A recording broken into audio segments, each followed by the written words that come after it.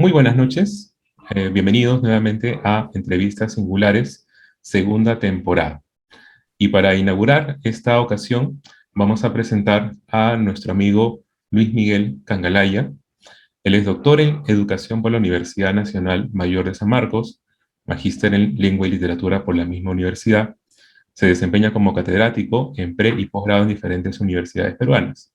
Además, ¿no?, en asignaturas de redacción académica, comprensión de textos e investigación científica, es redactor de la revista cultural Suburbano de Miami, columnista del diario Expreso, donde también es editor cultural del suplemento dominical Contrapoder.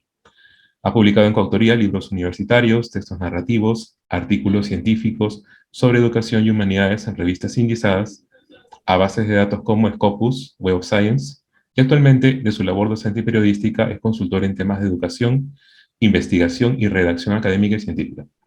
Acaba de publicar, este es su último libro, Investigar y escribir con APA 7, séptima edición. Libro que aborda la escritura de la tesis y el artículo científico con el uso de las normas APA. Actualmente labora en los posgrados de la Universidad Peruana Cayetano Heredia, la Universidad Nacional Mayor de San Marcos y Centrum de la Pontificia Universidad Católica del Perú. Como ven, Luis Miguel Cangalaya es alguien que está en todas partes y en todas partes deja huella. Por eso es un honor tenerte aquí con nosotros. Bienvenido. Gracias. Muchas gracias por la invitación, Mauro, por reencontrarnos después de mucho tiempo. En realidad es un gusto para mí saber de ti y con todo el ánimo para absolver o para conversar, sobre todo, aprovechar este tiempo para conversar. Exactamente. Justo me decías que el tiempo se ha convertido en una variable un poco a tu favor porque ya no tienes que desplazarte estos dos últimos años, ¿no? Entonces, Ujú. es excelente que hayas podido realizar muchos proyectos que en una situación con el tráfico de Lima, con el pico y la placa y con todas las cosas que nos ocurrían, ¿no? Hasta el 2019 eran bastante complejas, ¿no? Sí, sí, sí. Irte de un extremo a otro de la ciudad. Para nuestros amigos del extranjero, Lima es una ciudad con 12 millones de habitantes, ¿no? Más o menos, y se nota. Cada vez que sales parece que te vas a encontrar con los 12 millones de habitantes en la pista, en el tráfico, en la vereda, en todas partes. Entonces, es algo increíble. Bueno, la primera pregunta que siempre les hago a los invitados a entrevistas singulares es sobre el test de MBTI. Precisamente a Luis Miguel le salió arquitecto, INTJ, ¿no? Cuya información seguramente Luis Miguel, conociéndolo, ha estado revisando y seguramente ha visto. ¿Qué te parece el resultado y la descripción que le dan a este tipo de personalidad? Hay dos cosas que me llamaron la atención. Bueno, en primer lugar, que no había hecho el test antes, Sí. pero sí me llamó la atención dos aspectos que se describen, ¿no?, en este perfil. Uno que tiene que ver con la cuestión analítica, son sujetos bastante analíticos, y creo que es cierto, me gusta mucho, o sea, a veces soy, creo que, extremadamente analítico con las cosas.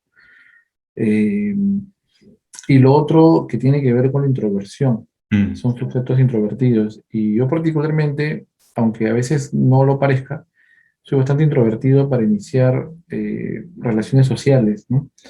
Que es que a veces no se entiende así cuando uno trabaja en la docencia, ¿no? Porque uno cuando es docente normalmente está pues conversando y hablando todo el tiempo, ujú. pero no es lo mismo establecer relaciones sociales de repente en grupos donde no conoces a la mayoría de gente, ¿no? Entonces, soy una persona que prefiere más bien estar un poco más apartado, un poco más solo, ¿no? Y sí, bueno, como te decía, es la primera vez que hago este test y me sorprendió que sí, lo que dice efectivamente son algunas características que yo tengo, ¿no? Ujú. Precisamente yo coincido contigo, con tu impresión. Creo que la introversión pasa por un tema de dificultad a la hora de entablar una relación cuando no existe un propósito, una Ujú. funcionalidad, digamos. Y entonces uno comienza a evaluar diferentes escenarios, diferentes situaciones y muchas veces es algo costoso. O sea, Ujú. creo que el desgaste de energía, ¿no? De entrar de una forma racional a otra persona, a espontáneamente decirle, oye, vamos a conversar, que esto, que lo otro, no necesariamente Sí, es, sí, es lo mismo, sí, ¿no? sí, sí, sí. Por supuesto, yo también estoy en el grupo de los I, es decir, de los introvertidos, Te comentaba que tanto bueno, el INTJ, que es el tipo de personalidad que te ha salido, y bueno, el mío también, que es INFJ, comparten ese rasgo que se denomina como intuición introvertida, que está asociado con la capacidad que uno tiene tanto para ser analítico como para identificar un poco eh, ciertos rasgos en los comportamientos de las personas, en su forma de ser. Es una intuición bastante particular, digamos, dentro de la clasificación que hace este MBTI y que justamente le genera incluso más recelo en cuanto a establecer relaciones con las personas. O sea, uno la piensa más, ¿no? Sí, sí, sí, sí. Y eso es curioso porque tú me dices, ¿no? Eres uno de los perfiles más exitosos que conozco en varios sentidos. He leído tu perfil y probablemente faltan más cosas por poner, pero al mismo tiempo la sociedad tiende a relacionar el éxito con la extroversión, ¿no? Con el otro Ujú, lado. O sea, ujú. es exitoso quien es extrovertido, quien es centrador, quien busca relacionarse con personas y tal. Y por supuesto, yo, bueno, no tengo tanto acercamiento o tanta afinidad con los extrovertidos. Quizás por esa razón fue que resultó bastante, creo, sencillo, natural, digamos, conversar contigo y encontrar un diálogo tranquilo, ¿no? En varios sentidos. Tranquilo, mesurado, respetuoso y al mismo tiempo que te dice, oye, estás aquí porque ha sido producto de tu esfuerzo, no ha sido producto de las relaciones, ni mucho menos. Simplemente ha sido, digamos, consecuencia de lo otro, ¿no? De las acciones que uno y las decisiones que uno va tomando también. Entonces, eh, una cuestión justamente en relación con eso tiene que ver con la investigación. Me hablas del espíritu analítico y efectivamente ese es uno de los principales criterios para un investigador. El hecho de observar un fenómeno, investigar, ¿no? Y tú tienes dos vertientes, una relacionada con la literatura y otra relacionada con la educación. APA séptima edición está vinculado con la investigación propiamente dicha, pero mucha gente lo relaciona con la parte metodológica, con la parte educativa, y sin embargo, también está la otra pasión por el mundo literario, por la investigación de productos culturales, ¿no? Lo cual le da un fondo al asunto. Quería pedirte que nos comentes un poquito de esa experiencia, ¿no? De esa doble vocación, por así decirlo. Yo hice la primera carrera de literatura y me apasioné mucho, en realidad. O sea, yo soy un apasionado por la literatura, Ujú, pero en el camino, siendo yo estudiante de literatura, cuando estaba en el tercer año más o menos, entré a trabajar a un colegio. Y entonces, bueno, como nos sucede a muchos, quienes estudiamos alguna carrera de humanidades, pues nos alineamos por la docencia, ¿no? mm, mm, Principalmente por una necesidad económica, ¿no? Que es uno de los factores que nos aliena porque queremos comprar muchos libros y no tenemos de dónde sacar el dinero para comprar los libros. Y entonces terminé la educación y me gustó. Fue digamos, una vocación tardía. Y es por esa razón de que yo hago una segunda carrera en educación. Y sin embargo, esa primera etapa de mi vida es una etapa principalmente literaria. Participo en varios concursos, me intereso por escribir, ¿no? Me apego más hacia la narrativa, leo muchas novelas, muchos libros, escribo, gano algunos concursos literarios, en narrativa, en cuentos sobre todo. Y me surge el interés por querer participar, concursar, ¿no? Me convocan o me reúno con amigos para publicar algunas antologías o cosas así.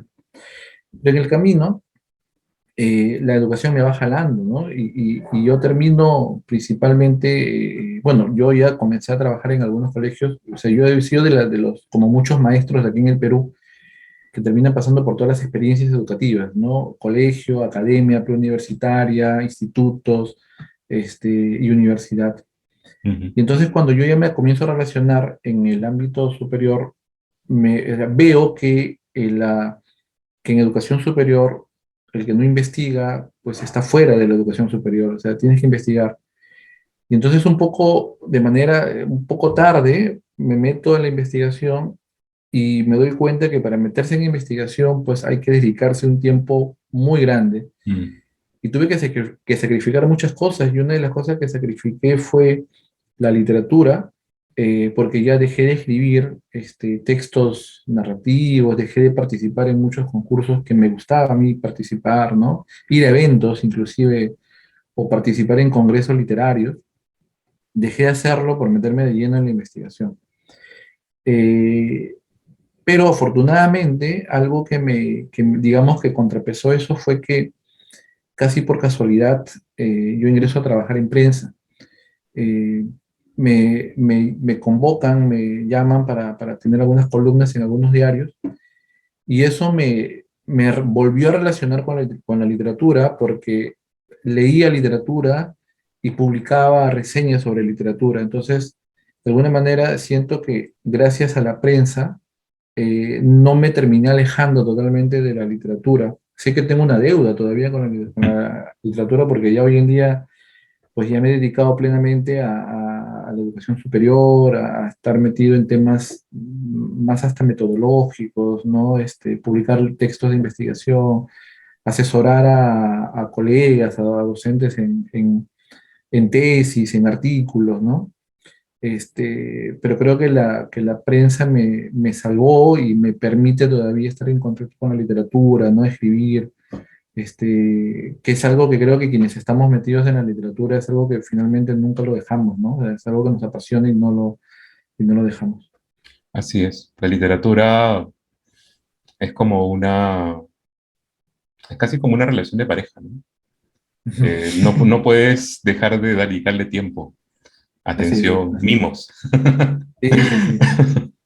Y Sí. efectivamente, muchos escritores, por ejemplo, García Márquez, ¿no? Él tuvo mucho tiempo dedicado al periodismo, muchos años, ¿no? Ujú, Y entre la narrativa, el periodismo de investigación y el tratar sobre temas de actualidad, ¿no? Como tú escribes también temas de actualidad, son insumos, creo, muy importantes para lo que es la narrativa. Eh, una cosa de la que pecan quizás muchos escritores es justamente eso, ¿no? De desconocer lo que está pasando. Y entonces el estar en el periodismo creo que te obliga seguramente a ver noticias ujú, con mayor profundidad, a analizar coyunturas, situaciones. ujú. Y eso en algún momento seguramente va a florecer, si es que no ha florecido.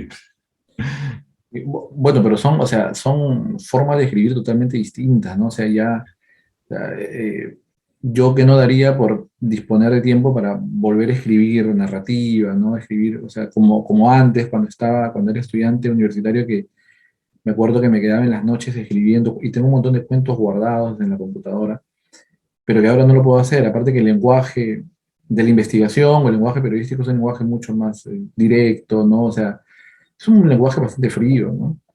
Este, y dista mucho, pues, de lo que no, nos apasiona, ¿no? Quienes estamos con la literatura. Los artículos que tú publicas normalmente son más de educación. Sí, son más de educación, que es el área en la que, digamos, en la que ya me he sumergido casi de lleno, ¿no? Más Mm, que en literatura. entiendo. Es que en verdad la educación tiene un campo de acción un poco más amplio, o Ujú, significativamente más amplio. Si hablamos de ujú. revistas literarias, pues acá en Perú, solamente por decir un nombre, creo que hay dos o tres. En cambio de educación hay, por dos o tres de literatura, hay como 15, 20, ¿no? Ujú. Que tienen las Sí. prestaciones, digamos, que estamos buscando, estén en bases de datos indizadas, Mm, que representen un puntaje para el Concitec, ¿no? ujú. Es el lema famoso de publicar o morir, ¿no? Todos los años tienes que estar publicando una cuota de artículos y engrosar el puntaje, ¿no? Dentro Sí, pues. de los rankings. Entonces, es una Sí, carrera despiadada hasta cierto sí, punto. sí, sí. Sí. Este, pero tú estás en el coche, o sea, lo asumes, digamos. Sí, claro. como todos Sí. nosotros, creo. Un poco sabemos que estamos en la carrera, que es una carrera dura, difícil, sobre todo por las condiciones de vida, de asumir varios trabajos, varias asignaciones y luego lanzarnos, ¿no? al tema de cerrar el día de repente escribiendo, publicando, haciendo cosas al respecto. Me gustaría un poco que nos cuentes acerca de tu experiencia con Suburbano. Ujú. Me acuerdo cuando te pedí una reseña para uno de mis libros, Mejor Cuento del Claro. Mundo, inmediatamente me comentaste que publicaste una nota en Suburbano y dije, ah, mira qué bacán. Entonces, y lo que me llama más la atención es que no está acá, está en Miami. Ujú. Entonces, Ya. cuéntanos un poco la historia de Eh, Suburbano. Pedro Medina es el editor general de la revista Suburbano, que es Ujú, un amigo, le mando un gran saludo, un gran abrazo. Pedro está allá en Miami. Eh, y bueno, yo tengo una deuda grande con Pedro porque últimamente ya no estoy enviando los artículos como antes sí lo hacía. Y creo que me entiende porque sabe que el tiempo está muy copado. mm, Normalmente publicaba mensual, de manera mensual, enviaba un artículo, una entrevista o algo por el estilo. Pero ya desde el año pasado he dejado de publicar con esa continuidad, ¿no? Es una revista que me abrió mucho las puertas porque me permitió, bueno, yo conocí a Pedro Medina por un amigo, bueno, que hoy en día ya no está con nosotros, que es Pedro Novoa, eh, y él me presentó a Pedro Medina, que es el editor de la revista, y me propuso que puede escribir algunos artículos, y si gustaba, me podía quedar, ¿no? Publicando mensualmente. Gustó los primeros artículos, que tiene un corte mucho más literario, ¿ah? Porque la revista tiene un corte mucho más por las artes, ¿no? Por la literatura. Y entonces sí, yo recuerdo que en los primeros años me tomaba un tiempo, ¿no? Para escribir el artículo, para que salga bonito, para revisarlo, corregirlo. Pero ya en los últimos tiempos, como te decía, me metí en el tema de la educación, en la investigación, y el tiempo me iba quedando mucho más corto. Y como eran textos un poquito más grandes, los que se publicaban en Suburbana, además que es una revista digital, y la extensión no es un problema, o sea, podía enviar varias páginas, este, ya se me fue quedando corto el tiempo y ya en las últimas ediciones ya no he estado enviando los artículos como debería. Pero Pedro siempre me escribe, siempre me manda los correos recordándome que tengo que ponerme al día, y le he dicho que ya que me he disculpado y tengo que continuar. Pero es una bonita experiencia, ¿eh? Porque la revista Suburbano me permitía mantenerme en contacto también con la literatura, mm. ¿no? Entrevistaba autores o escribía algunas reseñas o comentarios sobre libros, ¿no? Genial, me parece excelente, ¿no? El tema de ir abriendo ventanas. La ventana está abierta, así Ujú. que sigues enviando de cuando en cuando, en la medida en Sí, que se sí, sí. pueda. Y esto definitivamente que alimenta, ¿no? O sea, cada vez que uno escribe acerca de literatura o textos literarios propiamente dichos, pasa este encantamiento, ¿no? Mm, Me ujú. comentabas que la escritura de investigación es un tanto fría y, Sí. y efectivamente es como cambiar de una lengua a otra, ¿no? O sea, Mm, hablas español, hablas inglés, incluso si quieres publicar más, te empiezas a publicar en inglés encima con esa condición, ¿no? Y el inglés es una lengua mucho más pragmática, más directa, mm. hasta más seca, se podría decir de alguna manera, comparada con el español. Eh, entonces, un poco que las cosas se han ido dando, has pasado por el recorrido de colegio, pre-instituto, universidad. He visto que estás en dos escuelas de posgrado y eso significa un compromiso que te va de lleno a la vida académica, seguramente a temas de metodología, incluso a una cosa bien curiosa, ¿no? Estás en centro y no eres exactamente un administrador o un Para, MBA, ¿no? para Entonces, nada. ¿qué te parece ese encuentro de dos mundos? Yo ingresé al Centrum el año, bueno, teóricamente el anteaño pasado, justo Ujú. antes de la pandemia, hice todos los trámites que uno hace, la clase de modelo, el expediente y todo ello, ¿no?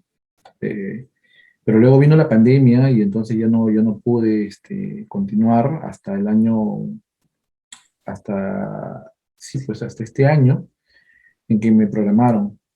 Pero yo postulo para un curso que es pensamiento crítico, que llevan los que están haciendo el posgrado, eh, que nunca había dictado un curso como ese, pero yo la tesis de doctorado justamente trabajo pensamiento crítico. Entonces eso me abrió las puertas para poder entrar a desarrollar el curso de pensamiento crítico. Entonces, sí, pues efectivamente es otro lenguaje también y es otro tipo de personas relacionadas al tema de los negocios, ¿no? Y también esta experiencia en Centro ha sido empaparme de temas de negocios, ¿no? O sea, conocer un poco sobre temas de negocios. Y finalmente es un aprendizaje, ¿no? Por ejemplo, ahora mismo en Centro me han convocado a un grupo de investigación, que es un grupo de investigación en educación y negocios.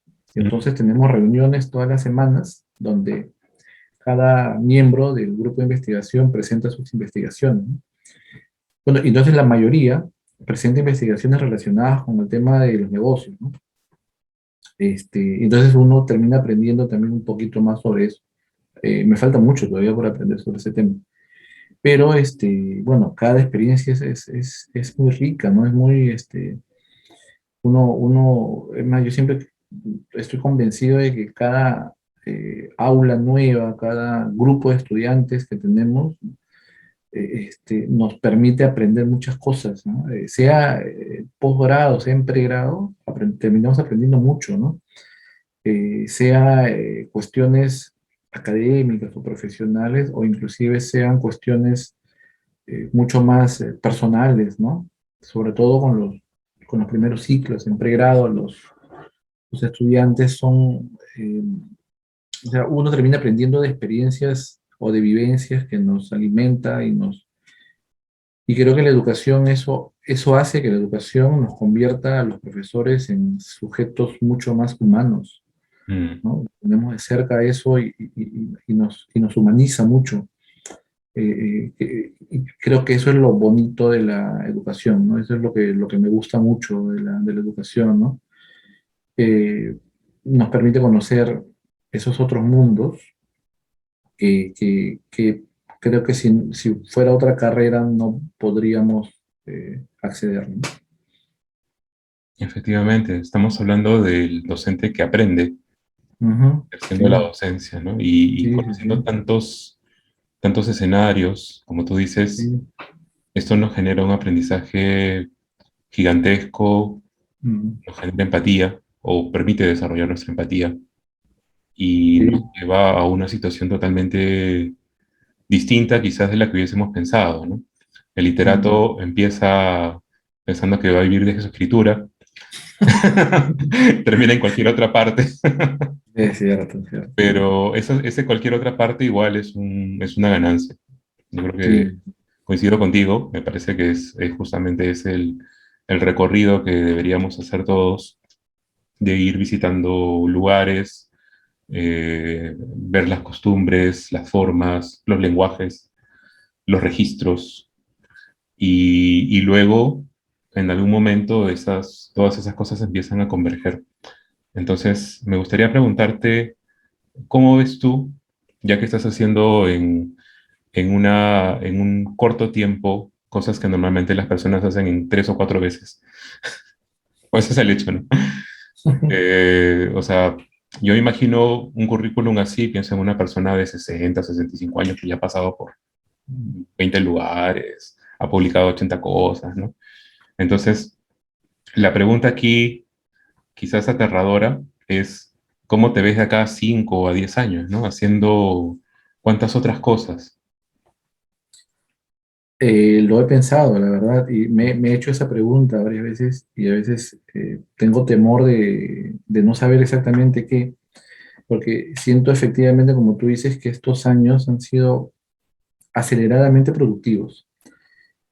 Académicamente hablando han sido aceleradamente productivos y no sé qué es lo que venga después, ¿no? Yo quiero seguir metido en el tema de la educación, de la investigación, pero creo que en algún momento, pronto, espero, vuelva a escribir literatura.